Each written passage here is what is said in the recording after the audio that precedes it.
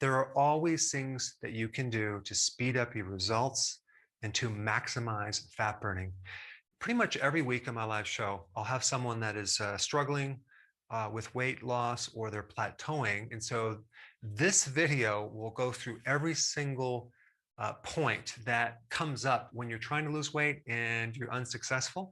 And you may just need one of these points to crack the case and lose weight like you want to. Now, that being said, what I'm going to show you is a bit extreme, but some people need to go to this level to see the results that they need. If our goal is to get you into fat burning and get your body to run on as much fat calories as we can, there's a great measurement of ketones to be able to see that through your blood. Okay, you can measure ketones, get a little ketone device and check, not the urine, but the blood. So it goes on the scale right here, and you'll probably never really see above 3 unless you do several other things, which I'm going to explain. You'll usually stay between 1, 2, and maybe 3 if you do keto and intermittent fasting, okay? But when you add more exercise, more hardcore exercise, it'll go a little bit deeper. The numbers going up are deeper ketosis, right? And then if we add prolonged fasting, okay, we can see higher and higher numbers depending on how many days that you fast for. Now, sometimes people are concerned about ketoacidosis if it gets too high, like 9.5 to 10, right, which you're getting the ketoacidosis. This condition only happens if you are a type 1 diabetic and you have no more insulin and you're not regulating your blood sugars or you forget to take your insulin, whatever. So if you're producing insulin, you're never going to get to this level, okay? So I just wanted to show you this. What I'm going to show you is how to go as high as you can right up through here doing other things, okay, including exercise and prolonged fasting. And what you're going to see in the majority of this video is things you're not going to do, okay, versus doing certain things, okay? You're going to be avoiding things. That's going to create the biggest change, okay? So number 1, dropping your carbs close to 0. So that means not consuming any berries or nuts unless you consume macadamia nuts. No yogurt. There's sugar in yogurt. No kefir. No carrots, beets, corn, squash, peas, or tomatoes. You can do leafy greens, but I wouldn't do these, okay? The closer you can get your carbs to 0, the more ketones we're going to generate. Number 2, no extra fat, okay, with the meal. So that means no MCT oil. Why? Because your body's going to use this before it uses your own fat reserve. No bulletproof coffee, okay, which is basically MCT oil and butter in your coffee. No keto bombs. Right after, these little desserts right after your meal, just don't eat those, okay? And especially if they're if you buy them, because they stick all these different ingredients in them, but we don't want to add more fat than necessary. You only want to consume the fat that comes with the protein.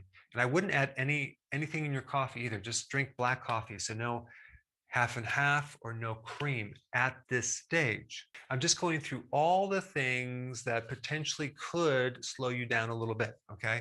And if you add all these things together, you're pretty much guaranteed success. Okay, 3, no sugar alcohols. This is the alternative sweeteners that a lot of people use on keto, like no xylitol, erythritol. Not that there's sugar in them, but they can really alter your digestive system, and that can create bloating and additional problems. This is why we're going to also recommend no almond flour. So many people have an issue with almond flour, okay? They get bloating.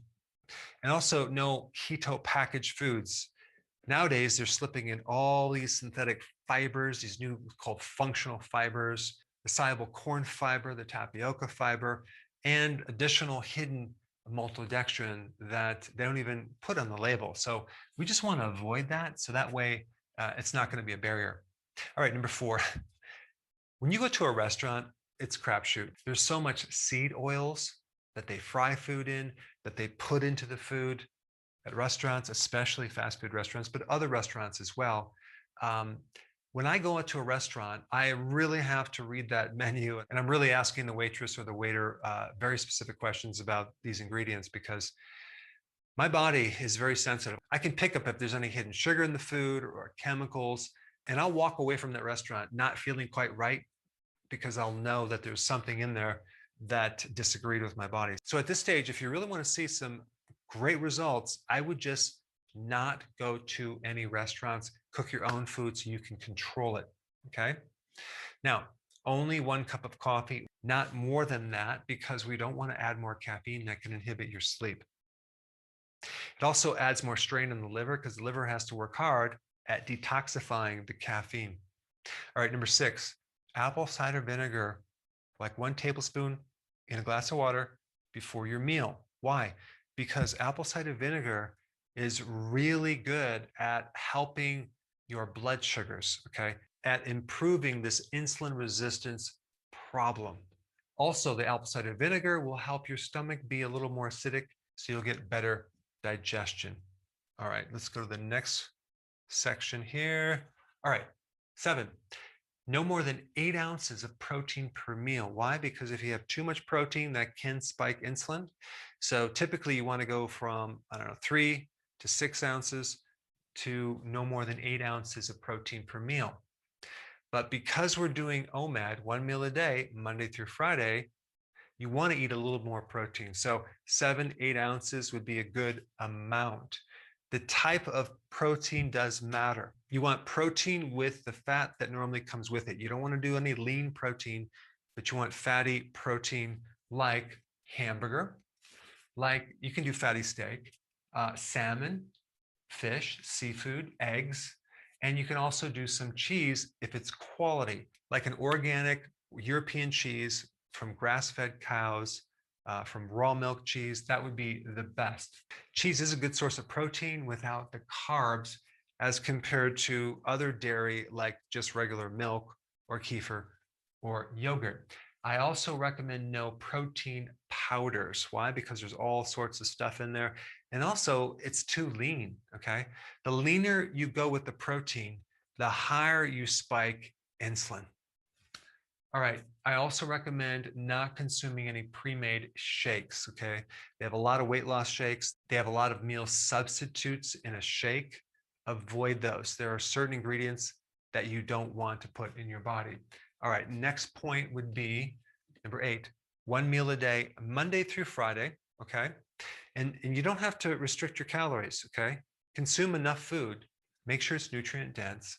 And then on the weekends, okay, Saturday and Sunday, do a 48-hour fast. Now, you might at first think that's extreme, but the amount of health that's going to be generated in your body on all levels is going to be incredible. Not to mention your metabolism, it's going to improve. And you're going to also bust through that set point, that weight level that you just can't seem to get past. I think this is a really good pattern for not just weight loss, but health in general, and also as an anti-cancer thing. Make sure you take your electrolytes, B vitamins, and sea salt anytime you do fasting. Okay. Number 9, very important. I did another video on how significant stress is with your weight, with your metabolism, with increasing cortisol. You need to do what's called a stress detox, okay? And the biggest source of stress is other people. So you want to avoid any and all people who stress you out. There's really 2 groups of people. People that are bringing you up and people that are bringing you down. Anyone that brings you down or stresses you out, you want to just put them on pause for a while, and your stress level is going to go down. And you also want to stop watching the news. Why? Because it's mostly bad news. There's not a lot of good news. And also try to limit as much as you can. So if you don't watch the news, don't hang out with these people, you're not going to have a lot of bad news. And that is going to make a huge shift in your sanity, your stress level, and cortisol. You want to keep super busy, okay? Why? So you don't have time to think too much, right? And start worrying and being stressed out. So many people, if they have idle time, get to thinking and start to stress themselves out. And too much thinking, especially if it's like analyzing different problems constantly, can definitely increase your cortisol level. So you just want to stay really busy so you can keep your mind off these problems for a period of time, as well as preventing boredom, right? Because the worst thing you can do is sit around while there's food in the kitchen and not be busy. Okay, so that's that one. And then physical work or exercise 2 to 3 times a week for 1 hour. I would recommend doing more physical work if you can, because that's very therapeutic. Why? Because apparently this also handles the mental stress at the same time more than actual exercise does.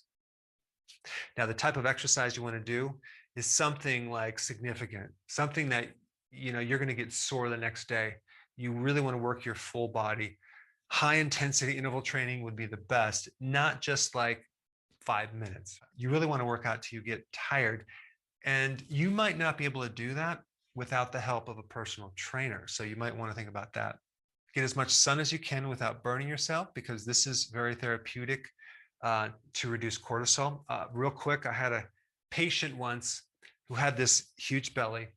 And every time he went down to Florida for a vacation, he'd come back, his stomach was completely flat. And he wouldn't change his diet, but he was out in the sun. And the fresh air and the sun and the lower stress just reduced his cortisol. Also, be around nature as much as possible. Number 10, fermented veggies, like 1 cup, like either sauerkraut or kimchi a day, is really going to help your gut and your sleeping, which I'm going to mention. Or if you can't do that, just take a probiotic before bed. It's going to help your sleep and it's going to help you lose more weight. All right, number 11, support the beta cell. What's the beta cell? That's the cell, the pancreas, that's regulating and producing insulin.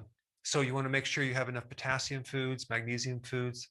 Those are the big salads, vitamin D. You can also get these as a supplement from electrolytes, but vitamin D is very, very important with your pancreas and helping you lower insulin, and so is B1 in the form of nutritional yeast. These 4 are really good to help insulin resistance and to help the pancreas. And last but not least, number 12, sleep. If possible, I would recommend going to bed at 9:30. That might sound pretty drastic, but that's what time I go to bed. And you get this cycle down where you go to bed and try to get as much sleep as you can. You might wake up in the middle of the night, but just try to get back to sleep and try to sleep as long as possible, okay? Get at least 8 hours. I did a recent video on sleep that's very, very important, that will help you regulate the amount of light that you're exposed to. In fact, I think that's the next one you should watch. Check it out. I put it up right here.